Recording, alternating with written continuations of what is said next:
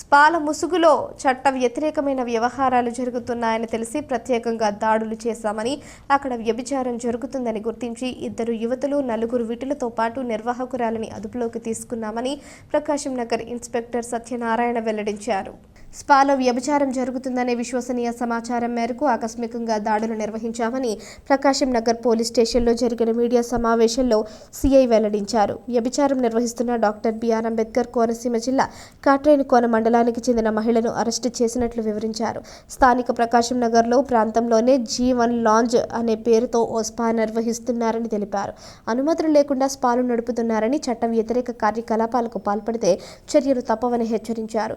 ఇళ్లు అద్దెకిచ్చే వారిపై కూడా నిఘా పెడుతున్నామని, ఆర్థిక సమస్యల కారణంగా వ్యభిచారం చేసినట్లుగా తెలిసిందని వారికి కౌన్సిలింగ్ ఇచ్చి పంపిస్తున్నామని తెలిపారు.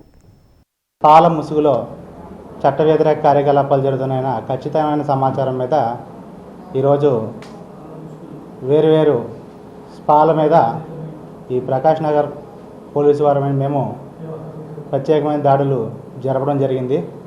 ఈ దాడుల్లో భాగంగా G7 బ్యూటీ లాంజ్ అనే ఒక స్పా మీద రైడ్ చేయగా అక్కడ ఈ స్పా ముసుగులో వ్యభిచారం నిర్వహిస్తున్న గమనించి అక్కడ 4 విటుల్ని అదుపులో తీసుకోవడం జరిగింది.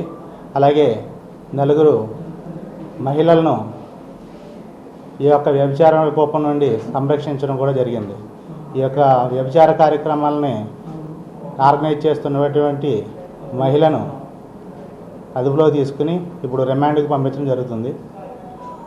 మన ప్రకాష్ నగర్ పరిధిలో ఉన్న ప్రతి ఒక్క స్పా యజమానులకి హెచ్చరిక, ఈ యొక్క స్పాకు సంబంధించి సరైన అనుమతులు లేకుండా, అలాగే ఎటువంటి క్వాలిఫికేషన్స్ లేకుండా అందులో ఈ యొక్క కార్యకలాపాలను నిర్వహిస్తున్నారని కొంత సమాచారం ఉన్నది. అదేవిధంగా కొంతమంది ఈ విధంగా స్పాల ముసుగులో వ్యభిచారాన్ని ప్రోత్సహిస్తున్నారన్న దాని మీద మేము ఈ విధంగా దాడులు జరపడం జరిగింది.